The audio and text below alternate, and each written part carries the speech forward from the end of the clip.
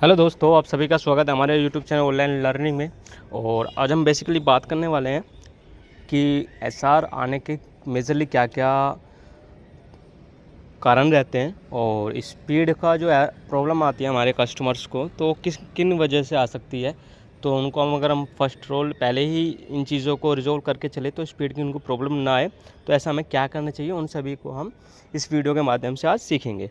तो मेजरली हम जैसे कि न्यू इंस्टॉलेशन कर रहे हैं, आप देख पा रहे हो मेरे पास में ऑडियो है और अभी तक मैंने पैच टाइट भी नहीं किए। तो इस तरीके से हम इसको पैच को पहले चाबी से टाइट करेंगे। और ये हमारे न्यू ऑडियो है, ये हमारे ऑन ऑफ की और 5G की जो लाइट है यहाँ पे ब्लिंक करती है, ठीक है। और यहाँ पे हमारा रीसेट बटन है, ठीक। ये मेजरली हमारे ऑडियो में कुछ इंडिकेटर्स होते हैं जिनको हमें मेजरली फॉलो करना चाहिए। अब दूसरी चीज़, हम यहाँ पे इसको सेट करेंगे। सेट करने के लिए हमें सबसे पहली चीज़ है, देखो, टावर का अलाइनमेंट, जो मैं आपको बार बार बताता हूँ हर वीडियो में कि अलाइनमेंट सबसे पहले मेजरली बहुत ज़रूरी है, क्योंकि बिना अलाइनमेंट के हम कुछ भी नहीं कर सकते और ना ही कस्टमर को बेस्ट सर्विस दे पाएंगे। तो मेरा टावर इस साइड है, आप क्लियरली देख पा रहे हो, और मैं इसी साइड इसको अलाइनमेंट करूँगा।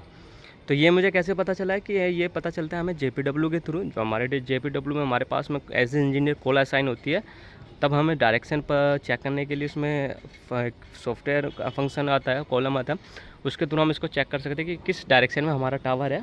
और मेजरली हम कोशिश करें 99.9% कि हम उसी अलाइनमेंट वहीं अलाइनमेंट करें जहाँ हमारा टावर है, तभी हम कस्टमर्स को बेस्ट सर्विस दे पाएंगे। तो आप चेक कर पा रहे हो मेरा टावर इस साइड है और मैं इस साइड से यहाँ से इसको सेट करूँगा, ये आप देख पा रहे हो।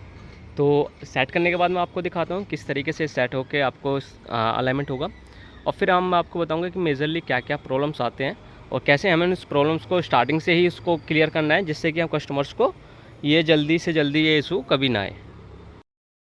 एक चीज़ और मैं बताना चाहूँगा आपको इसे सेट करने से पहले, कि कभी भी ऑडियो को हमें हमेशा इस तरीके से लगाना है, इस तरीके से, यानी कि हॉरिजॉन्टल में, सॉरी, इस तरीके से लगाना है स्ट्रेट ड्राइव में।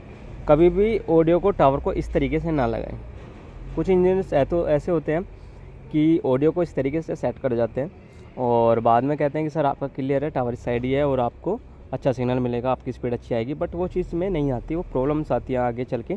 तो कभी भी आप अपना ऑडियो लगा रहे हो एज ए इंजीनियर, तो आपको इस तरीके से लगाना है हमेशा, ये चीज़ ध्यान रखें।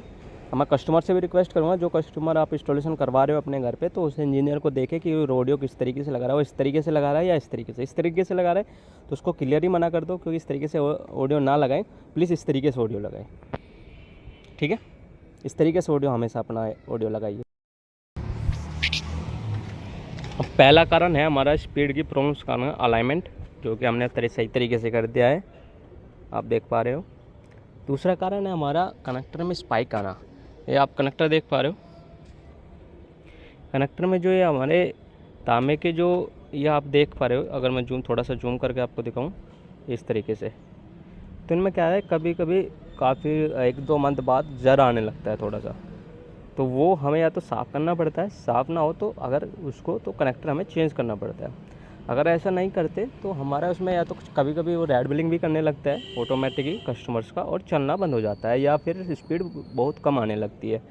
तो ये भी ध्यान रखें कि लोहे का कनेक्टर कभी यूज़ ना करें, जो ऊपर मेटल का कनेक्टर आता है वो यूज़ ना करें, उसको अवॉइड करें यूज़ करना, क्योंकि उसमें जर आने का ज़्यादा प्रॉब्लम्स रहती है। और दूसरी बात, अगर आप यूज़ भी कर रहे हो तो उसको ध्यान रखें कि इसको 2 मंथ में या 3 मंथ में कस्टमर कभी भी आपको प्रॉब्लम फ़ोन करता है इशू को लेकर, तो उसको बोले सर कनेक्टर चेंज होगा, उसमें स्पाइक आ रहा है, बस दैट्स इट, और कुछ नहीं है। तो आपको वो कनेक्टर चेंज करना है। तो अब हम इस कनेक्टर को लगाते हैं अपने डिवाइस में और यहाँ पे सप्लाई देते हैं इसको।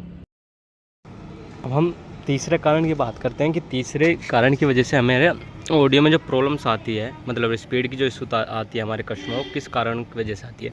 आप देख पा रहे हो यहाँ पे रिसेट का हमारा बटन है, ये वाला। तो हम इसको क्या करते हैं, कुछ मंथ बाद, जैसे 2 से 3 मंथ बाद कस्टमर को प्रॉब्लम्स आने चालू हो जाती है, तो आपको मेजरली क्या करना है, ये अपने आप से नहीं करना, ये चीज़ें आप ध्यान रखें। एज ए इंजीनियर कभी भी अपने आप से आपको ये रिसेट नहीं करना है, ये THD के द्वारा आपको रिसेट करवाना है। यानी कि कभी भी जब आप THD से बात करते हो ना, सर कस्टमर का इशू आ रहा है, तो क्या आप इसको रिसेट, जो हमारा ऊपर ऑडियो है उसको रिसेट कर सकते हो या उसको अपडेट कर सकते हो, तो उस चीज़ के बारे में आपको THD से बात करनी है, न कि अपना। अगर THD नहीं करता इन केस, तब आपको यहाँ पे इसको ढक्कन को खोल के तब आपको इसको रिसेट करना है, समझ रहे हो। मतलब इसको खोल के एक सेफ्टी पिन के द्वारा इसको आप रिसेट तब कर सकते हो। पहले आपको फर्स्ट रोल आपको टीएचडी से करवाना है, टीएचडी के बाद अगर टीएचडी रिसेट नहीं कर रही है तो उसके बाद आपको रिसेट करना है।